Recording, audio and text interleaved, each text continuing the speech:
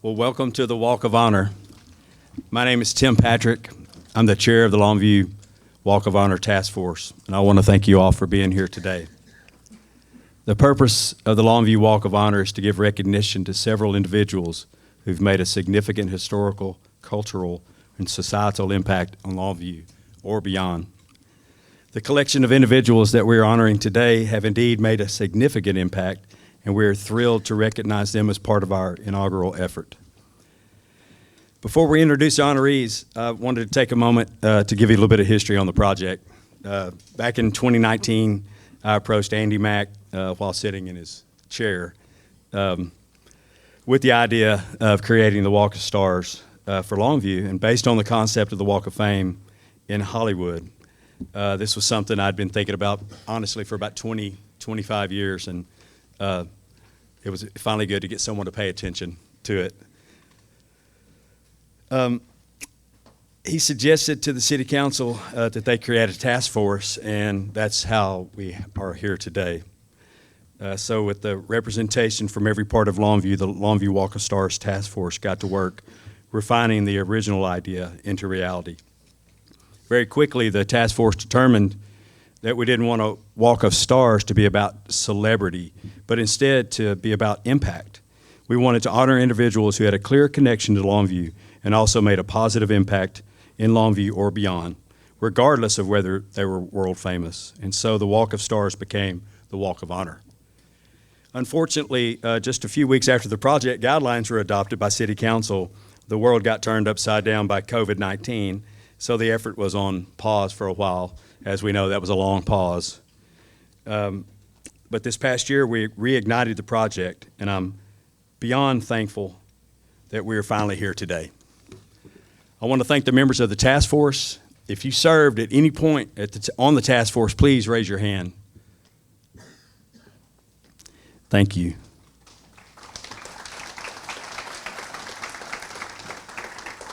We wouldn't be here without the support of Andy Mack, the mayor, and the city council. I also want to thank the sponsors who have funded the project: Downtown Longview, 100 Acres of Heritage, Komatsu, A&M Concrete and Construction, LLC, Austin Bank, LeTourneau University, Longview Economic Development Corporation, Texas Bank and Trust, and Casa Flora.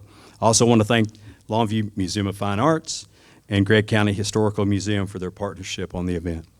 I also want to thank our honorees and their families for being here today. Our honorees were selected after reviewing nominations received from the public, the task force, and staff. It was no easy task to select, but these 5 honorees were clear consensus. Our honorees, each of their own era and time, are all exhibited a life of excellent service to their vocation and also to the improvement of the community. And now I would like to invite Nona Snoddy, City Councilwoman, District 2, which includes Downtown Longview, to say a few words.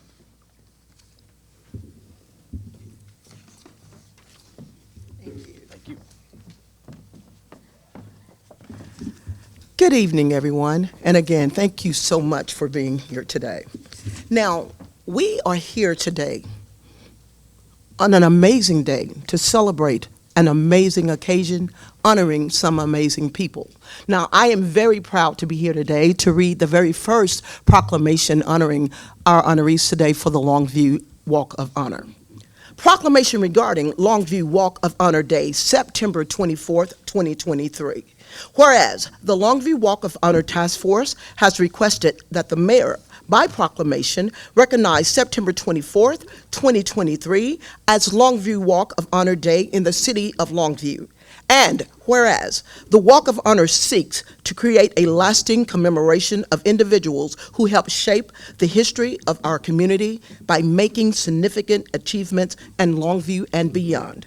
Whereas the inaugural slate of honorees recognizes Robert and Pauline Cargill for community and economic development efforts, Carl Estes for his impact as a newspaper publisher and economic development advocate, R.G. and Evelyn LeTourneau as inventor and university founders, Neal McCoy as country music artist and humanitarian, and Isaac E. Willis for his contributions as a podiatrist and community advocate.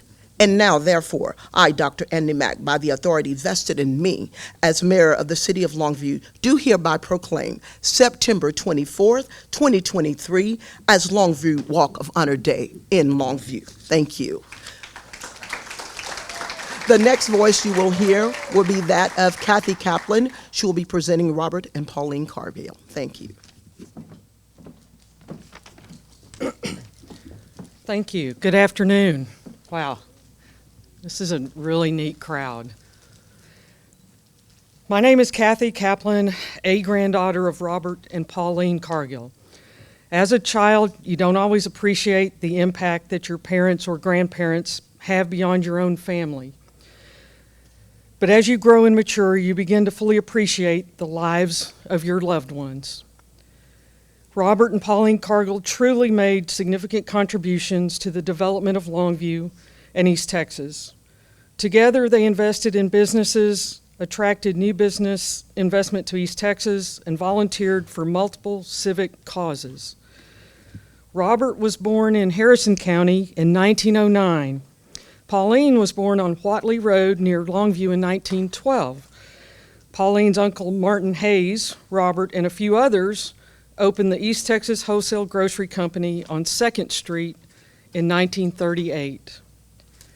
In 1954, Robert joined Sonell Felsenthal, and the pair began drilling gas wells within the city of Longview, developing the southwest third of the Willow Springs gas field. Fred Pass wrote in the Dallas Morning News in 1963, "Nearly every property owner in Longview has oil income today because of the oil-finding wizardry of Robert Cargill." Robert remained an active oil and gas operator until the late 1970s, when he became focused on providing lignite for power generation. In 1974, he organized a company whose purpose was to find lignite deposits. Ultimately, the Perky Power Plant near Hallsville was constructed for lignite fuel based on Cargill's exploratory work. My grandparents were deeply passionate about improving Longview and East Texas through advocacy and volunteerism. In 1956, Robert assembled 126 Longview businessmen to invest $1,000 each to create the Longview Industrial Districts Incorporated. The new company, under his direction, would buy land for industrial development in Longview.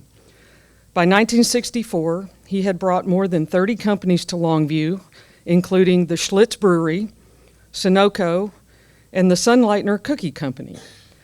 Pauline was his constant companion on his recruiting trips. During World War II, Pauline volunteered with the Gray Ladies at Harmon General Hospital, caring for wounded soldiers, making sure patients received flowers, visits in a relief of boredom and pain. Robert and Pauline regularly donated and made gifts toward community causes. Pauline was a driving force in the development of the Gregg County Historical Museum, serving on the board and spending many hours as a volunteer. They donated and raised funds for many projects, such as the Longview Public Library, the Salvation Army, the United Way, Maud Cobb Convention Center, and more. They were both staunch supporters of the Boy Scouts of America, to which they volunteered and provided financial support. In Longview today, the name Cargill may be best known in relation to the Cargill Trail. Robert realized that a 30-mile-long right-of-way of the defunct Port Bolivar Iron Ore Railroad Company lay abandoned. The company had gone bankrupt before World War I, and its assets were in receivership. So Robert bought the entire tract. Robert and Pauline gave the southern 3 miles of the right-of-way for the establishment of what is now known as the Cargill Long Park. The gift became a model for a program known as Rails to Trails. The Cargills also donated property for the development of Hensley Park. On countless occasions, Robert said, "If it's good for Longview, it's good for me." My grandparents believed they had more blessings than they deserved. My grandfather regularly gave my grandmother credit as the reason he amounted to anything at all. As their granddaughter, I am proud that my grandparents lived according to such a mantra.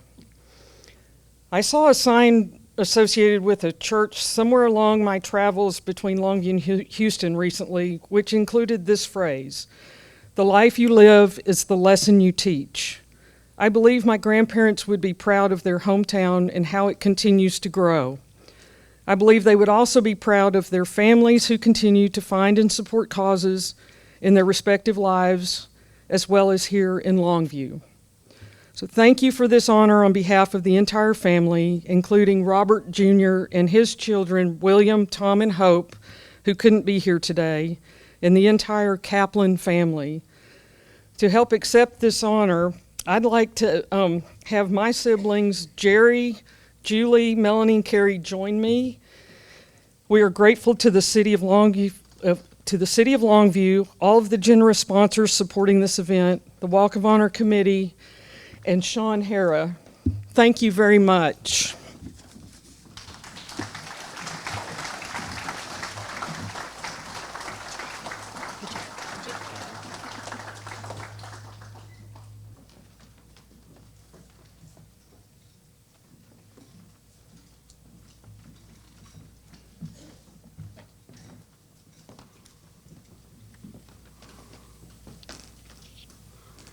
Don Scoggins and I, Gail English, have been given the honor of making the presentation in honor of Carl Estes, a man who had a big impact on our lives.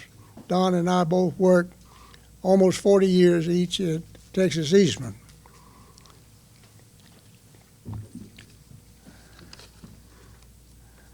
Mr. Estes was a nationally known newspaper publisher, an industrial development leader, and a community advocate who helped shape the growth of Longview. Carl Lewis Estes was born in New Market, Tennessee in 1896.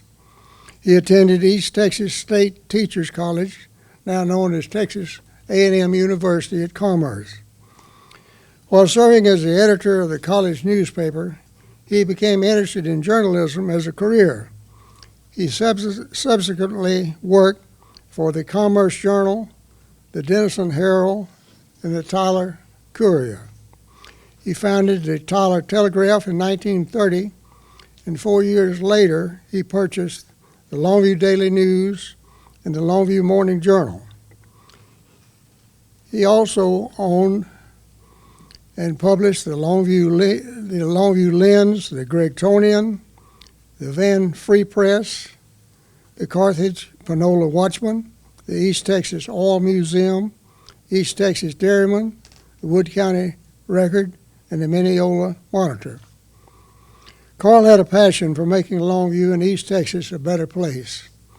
He promoted highway and air travel facilities, improvements to downtown Longview, expanded educational and medical resources, and land and water conservation. He devoted his keen abilities and showman talents to conserving for human benefit the vast wealth of the East Texas oil field. And by the way, that was the largest in the world at the time in the 1930s. Carl was described as dynamic, forceful, philanthropic, and firm but fair. All of these qualities were on display when he was heralded as the dominant force behind the location of Texas Eastman in Longview. He was undaunted by the ever-present obstacles, unwilling to take no for an answer, and for volunteering his efforts literally on a 24-hour basis, wherever needed, anywhere in the nation. Carl Estes led the drive that finally brought the plant to East Texas. Don? And I'm going to pick up the story about Carl's efforts to bring Eastman to Longview. In the endeavor to pursue Eastman, Carl Estes took on vigil at Tennessee Eastman, the corporate headquarters for Eastman Chemical Company.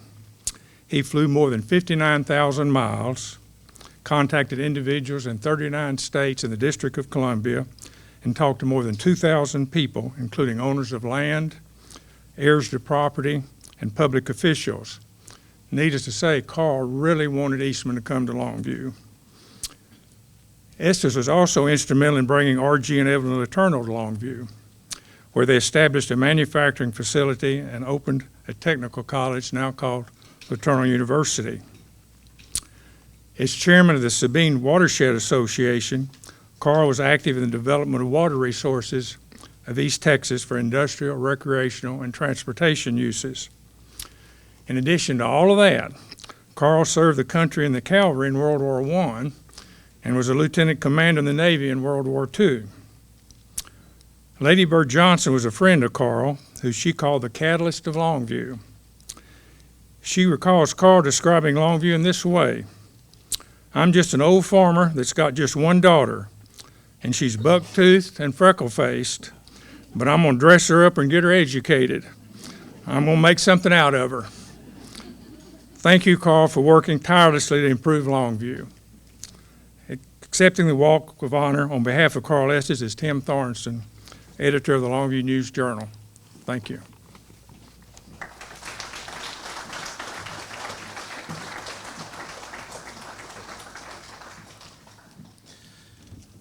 So there's a reason that print journalists usually let our broadcast partners speak in front of the public.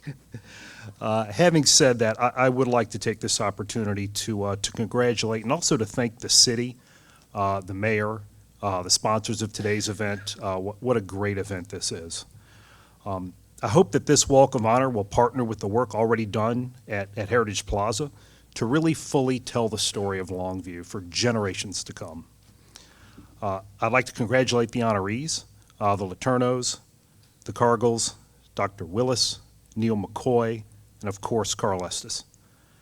It's humbling, it's inspiring to just be a small part of this event that recognizes people who have played such important roles in our town. I'd like to thank and congratulate the task force, taking all of Longview's recorded history and narrowing it down to these honorees. What a process. I do not envy what you went through.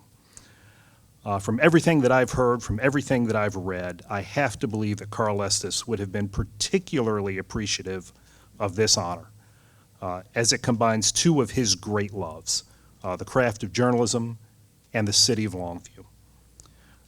And while I could certainly go on and on about these two topics, I'll thank Sean Hara for pointing me to the words of President Lyndon Johnson. He had this to say upon the dedication of a state historical marker that honored Carl Estes.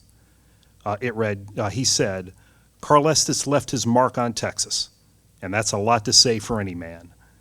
Carl left the imprint of his energy and his vision and the things that really endure, and the thriving factories, the great dams, and the roads and the schools of his own countryside.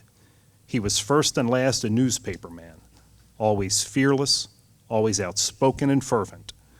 Carl Estes put the power of the press to work for the good of the community and the people he loved." Thank you.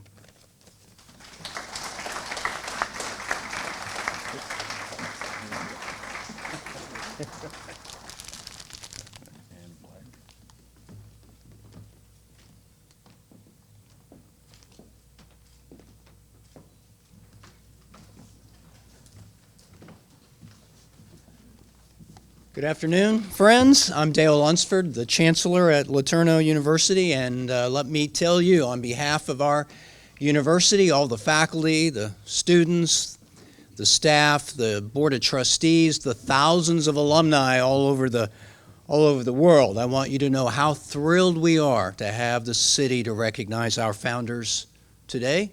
And it's a pleasure for me, an honor for me, to give you just a brief introduction to these wonderful people.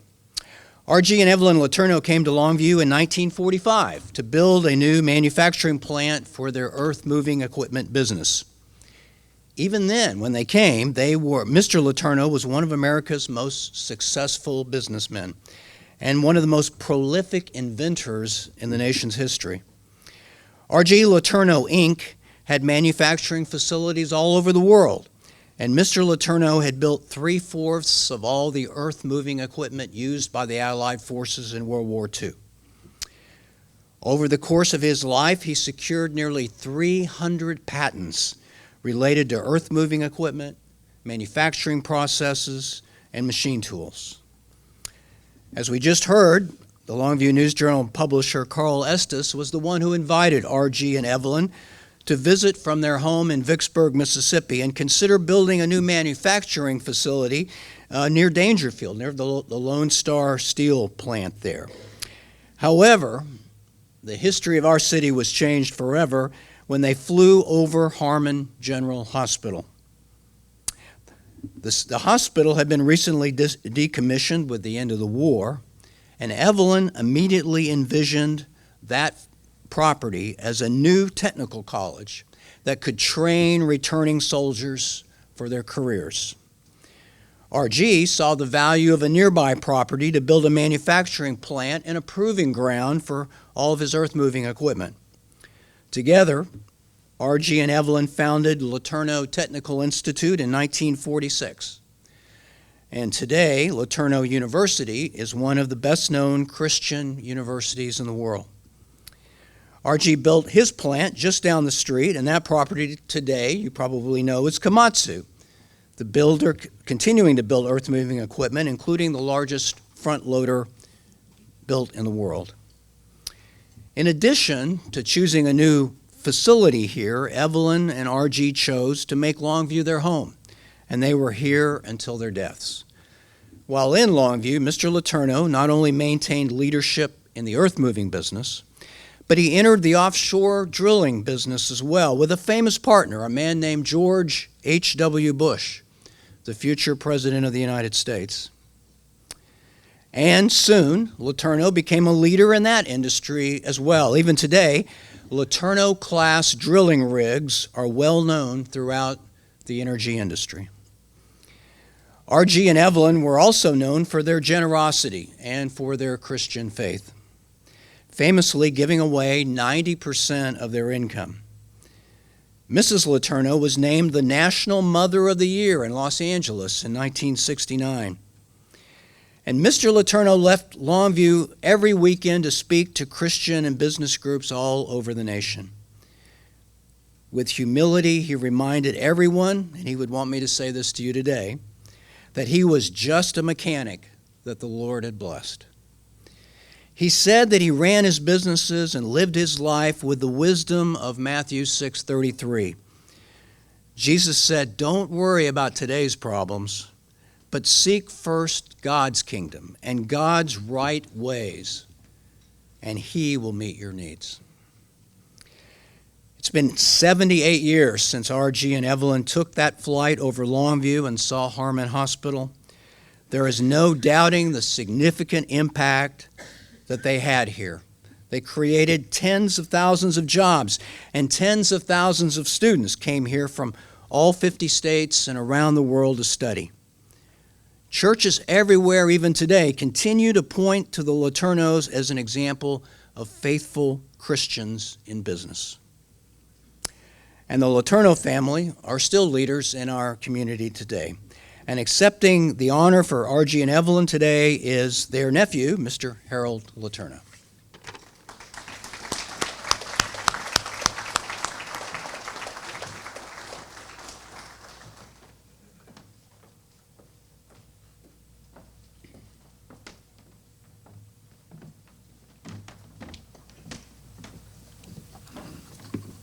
Wow, that was nice.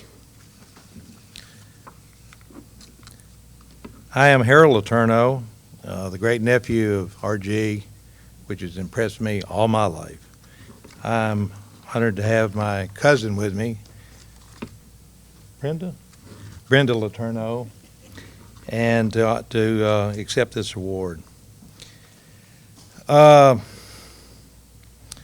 behalf of the LeTourneau family and the 5 sons and 1 daughter and the grandchildren and the daughters and sons-in-laws and my father, R.L. LeTourneau, right hand to RG in business on this package, we are here to honor RG and Evelyn, who supported education, technology,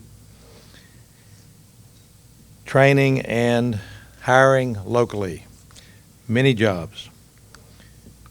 We, as the extended family, acknowledge their legacy to this community they chose to serve. We extend our appreciation to you for honoring this legacy in every way.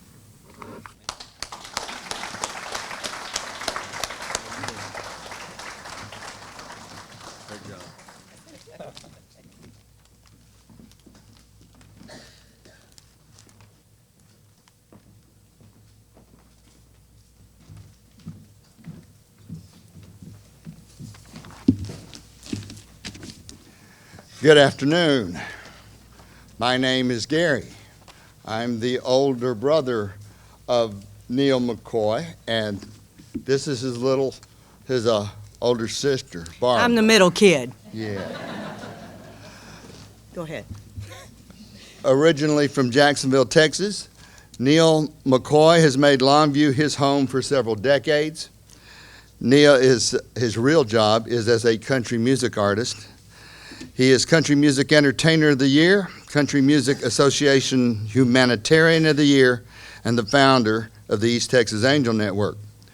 Neal has had 5 #1 songs during his career. In 1993, Neal broke through with back-to-back #1 singles, No Doubt About It, and Wink. He reached #1 again with You've Gotta Love That, They're Playing Our Song, and For a Change.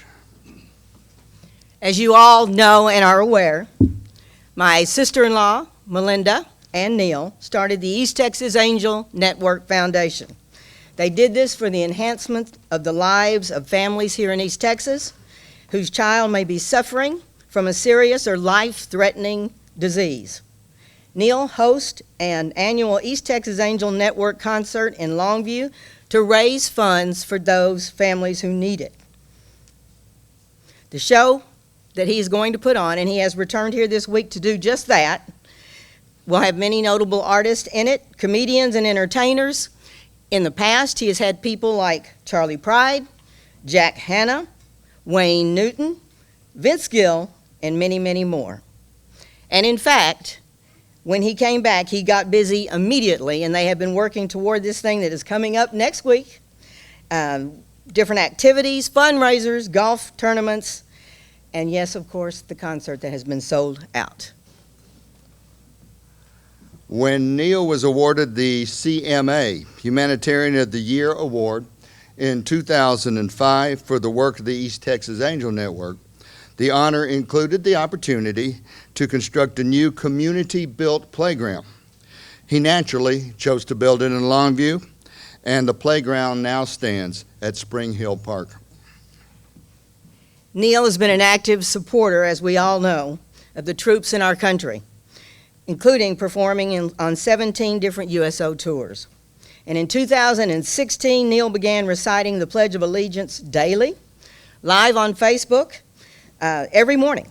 And he's continued to do that every day since. He is now closing up on 3,000 consecutive days of saying the pledge. Yeah. He is joined in his live pledges by other artists, such as Brad Paisley, Tim McGraw, and Charlie Pride. There is no doubt that his face has become well-known. His entertainment has become well-known. Here in Longview particularly, you see him smiling and selling those beautiful cars quite a bit. He's known for doing that and selling a whole lot of guns for other cities here in East Texas, and we appreciate you doing that, Neal. He gives his heart to everything, and he loves this community. So if you would take a moment and join Please us in help us helping congratulate our brother, Neal. McCoy. Woohoo! Barbara Gale. And if y'all ever get bored on a Sunday morning, First Christian Church in Jacksonville, Texas, Barbara is the minister or preacher. I get confused on all those. Both and. She's both and. And Gary's the music director. Gary's been music directing there for about 45 years, I would think.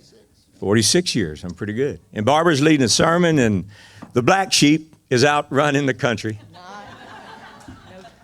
That's what we do. I was fortunate enough that I try to follow in our dad's footsteps, and then in Gary's and Barbara's, where they all graduated from Jacksonville High School, Lyon Marsh Junior College, then went on to A&M and got their degrees. And it worked. Dad did it, he did it, she did it. I got out of junior college, whatever test it was, to get in college, I couldn't get in A&M. So I said, I'm just going to start singing. So that's what I started doing a long, long time ago. I fell in love with my wife. Her dad at the time was coaching at Kilgore Junior College, basketball. He just moved there. They'd been spending a lot of time in Hillsborough, Texas. And she came over every once in a while to visit the family. Well, I saw her in, I think it was Dance Land, or Graham Central Station. I can't remember which one was here. Was it Graham's? Graham's, and she walked through, and me and my buddies, who always just kept the wall covered up, just looking at the girls walking by, she walked by and was prettier than everybody else in there. And I think TC or Jimmy Hatfield or one of them said, because I said, who is that? And they, oh, that's new coach's daughter. And she's here on a date.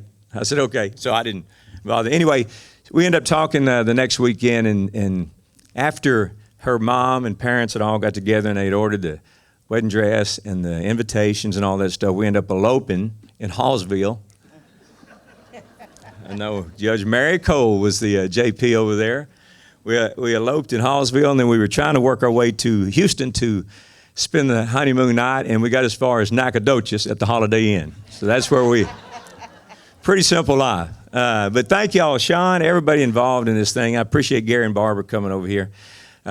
We love what we get a chance to do, and through being out here and entertaining, just getting to know people and trying to treat people nice and be good to folks, we've been able to do some other things special for Longview. Nothing quite like what all the stuff that's being read today. And I will tell you, I think when they reached out to, I don't even remember who reached out to me first, but they said something about, and I thought it was a gag gift. I thought I was going to show up, and because I'd seen the other names, and I thought, now, these people have really done something. We did put in a playground out in Spring Hill. That's pretty good. The kids like it. But then I got looking a little deeper, and I realized I was the only one still living that was getting this. And I thought, maybe they're going to tell me something at this thing. And when Gary and Barbara got up here, I'm glad they read what they read instead of just saying, and now our little brother's just got 3 months to live. So we're glad that you're here. It's like,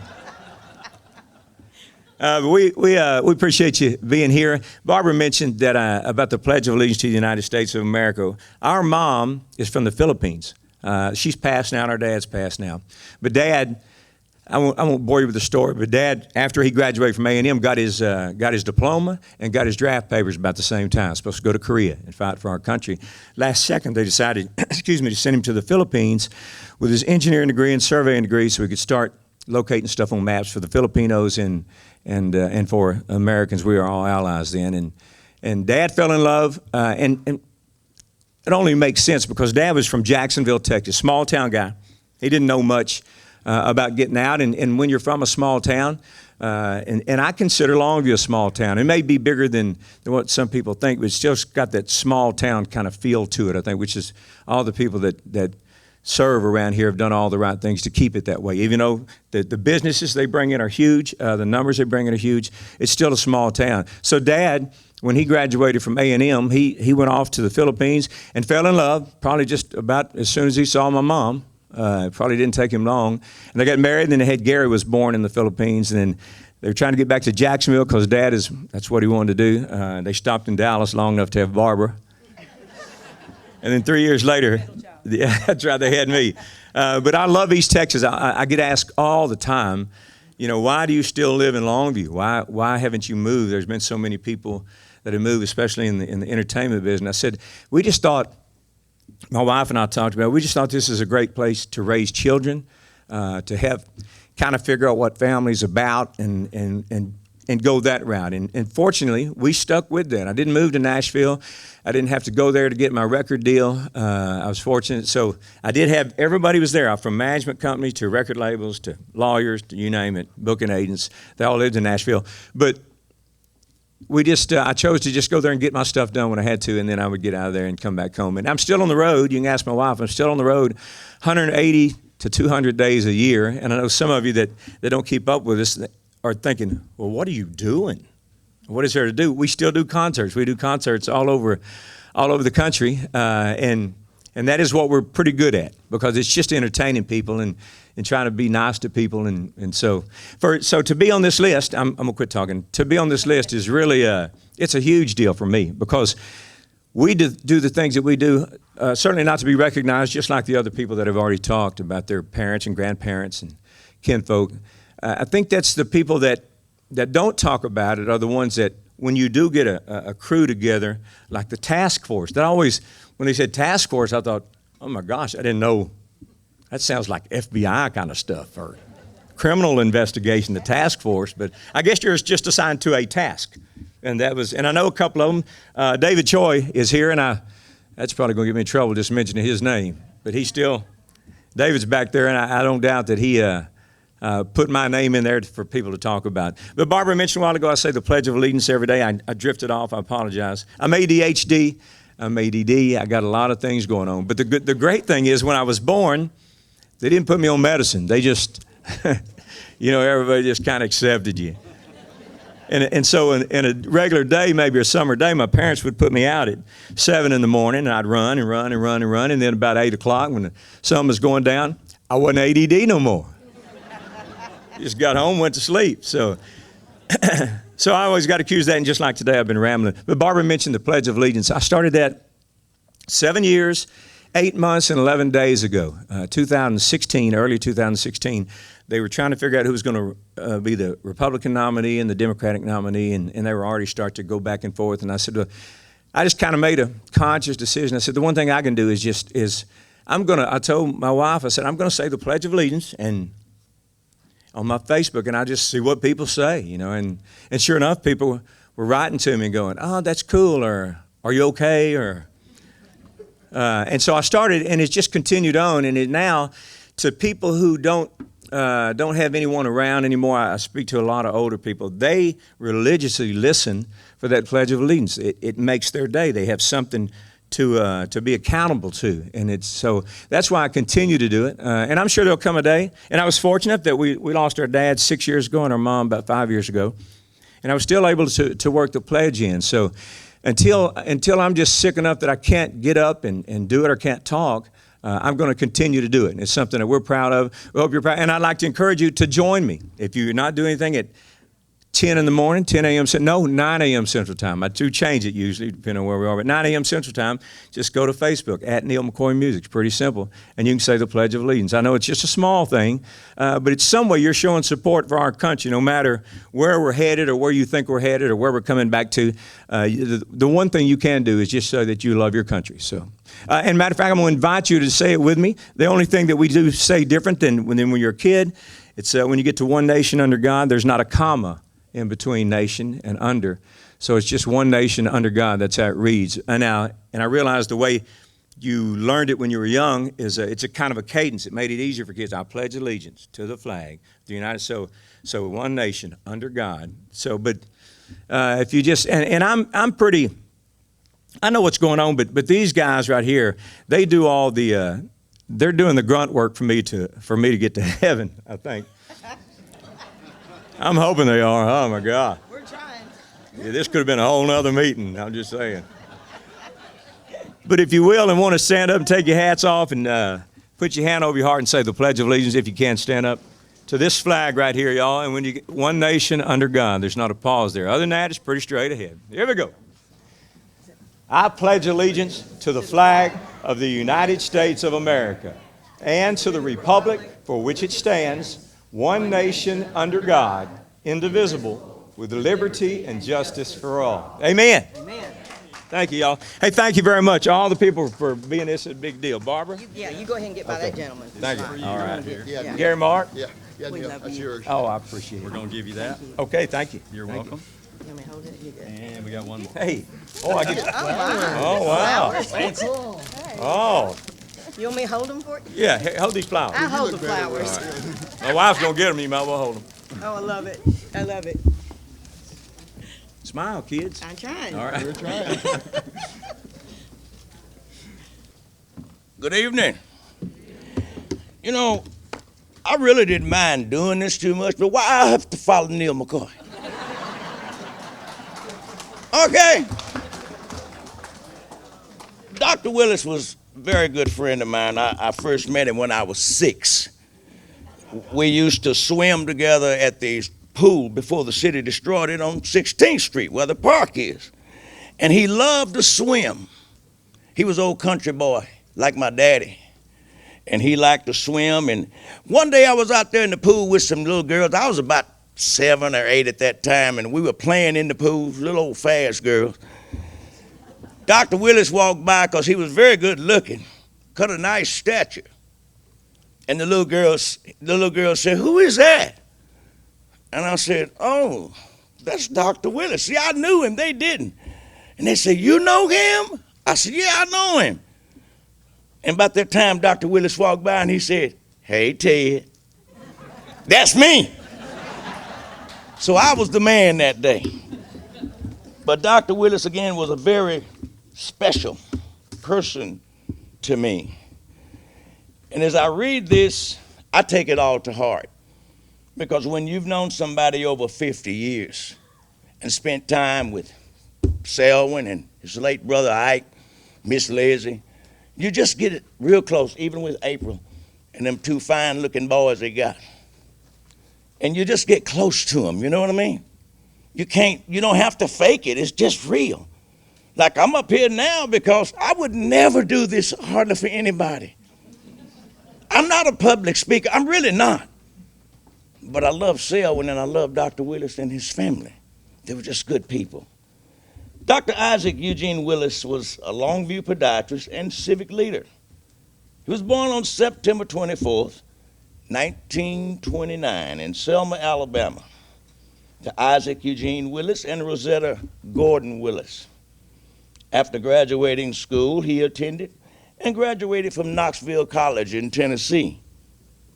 He received the Doctor of Podiatric Medicine degree from the Illinois College of Podiatric Medicine located in Chicago in 1956.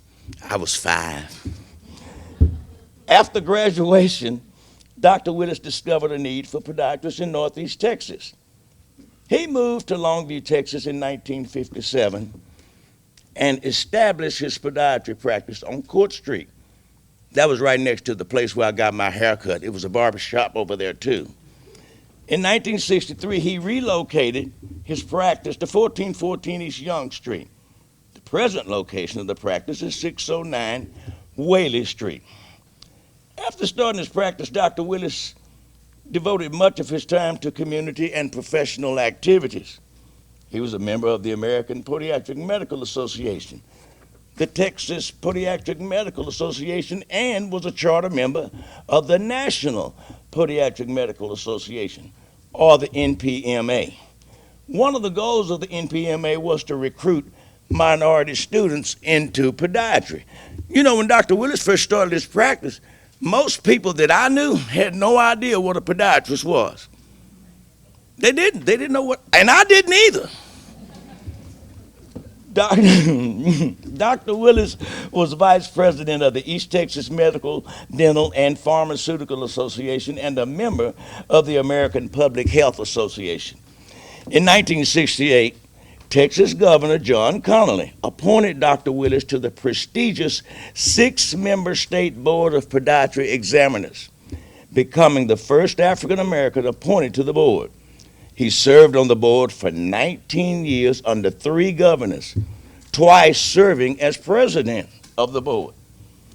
Dr. Willis served as a board member of the Longview Economic Development Corporation and the Longview Chamber of Commerce.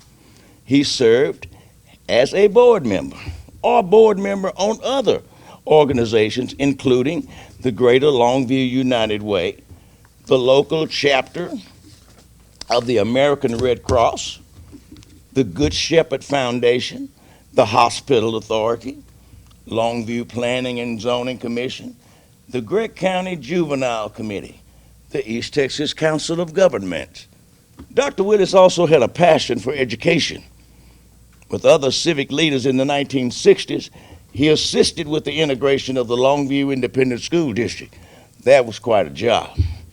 He was a longtime board member of Texas College in Tyler. He was a life member of the National Association for the Advancement of Colored People, better known as the NAACP. While at Knoxville College, Dr. Willis pledged and became a member of Alpha Phi Alpha fraternity. Later, he became a life member. Professionally, Dr. Willis became a diplomate of the American Board of Podiatric Surgery and a fellow of the American College of Foot and Ankle Surgeries. He was a frequent lecturer on diabetic awareness foot care at Panola Junior College and the National Kidney Foundation. Dr. Willis also mentioned God's law. This is one of his, I think this is just one of his best things he ever said. And I hope we remember this because it's really simple. He says God's law supersedes man's law, but it only happens when we realize our human limitations and God's omnipotence, and we respond with love and trust to the infinite maker. That's what Dr. Willis said. And he went on to say God's law supersedes man's law, and that higher law must always be followed, whatever the consequences. That's a real challenge, isn't it? We must recognize each day's opportunities and accept their challenges. Accepting the challenges forces us to grow as human beings. Each person has a birthright to choose and the ability to live in Jesus Christ more abundantly. And I would just add to that there is a destiny that makes us brothers. None goes his way alone. All that we send into the lives of others comes back into our own. At this time, Sarah, would you come forward to receive the award for your father?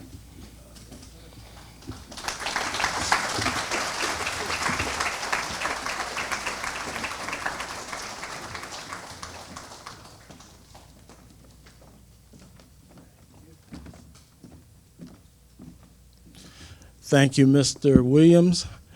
Good afternoon. Good afternoon, family, friends, and Longviewites. I want to thank the City of Longview Walk of Honor Task Force Committee for selecting my dad as one of the inaugural honorees for this most prestigious event. I also want to thank Mr. Sean Harrah for guiding me and preparing for this special event. I want to thank Ms. Lindsay Loy, who's the director of the Gregg County Historical Museum, along with her staff. They assisted with setting my dad's memorabilia, which will be on display at the museum along with the other honorees. Many, many, many thanks to Mr. Ted Williams for reading that fine biographical sketch of my dad. And while I'm thinking about it, let's let, we're both members of St. Mark CME Church, which is a historical church. I want all the members of St. Mark, if you're here, just stand up.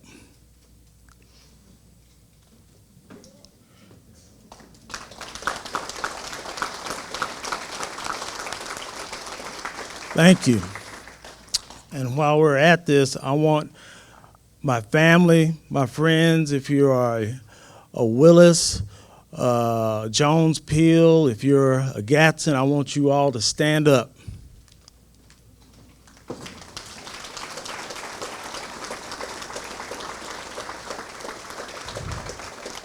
We're just so thankful for this wonderful event where we can all come together as one. I appreciate my lovely wife, Dr. April Gatson Willis, for helping me prepare for this special time. And of course, I'm thankful for my sons, Trey and Trenton, being here as well. A piece of advice my dad gave me years ago as I was growing up was to keep a journal of revelations, thoughts, wise statements other persons would make. That way I can look back at the journal for encouragement to get through each day. One of the statements that came to mind was a talk my dad had with my dad's father, my grandfather. They were working out in the field in Alabama. My dad asked him, "How do you know you've been called to be a preacher?" His dad, my grandfather, responded, "Junior," they called him Junior in Alabama. He was the oldest, so he was named after my grandfather. "Junior, you would know it deep down if you were called to preach. In other words, if you were called, you'd know it," which is just a simple statement. My dad later, as he grew older, realized that he wasn't called to preach. But he, like many of us today, are called by God to do something in the community to improve the lives of others. So to conclude, my dad loved his family in Alabama. He loved them in Texas and abroad. He loved this church, St. Mark, and he loved Longview, Texas. He never met a stranger here. And again, this is just an humbling experience to be, for my dad to be selected in the midst of such great leaders that we have just heard up till now. Again, thank you for selecting him for this great honor.